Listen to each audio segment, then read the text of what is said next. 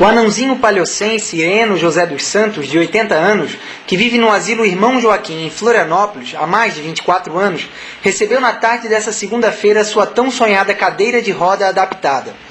O presente foi entregue após matéria divulgada no jornal Palhocense, quando várias pessoas entraram em contato com o asilo para ajudá-lo.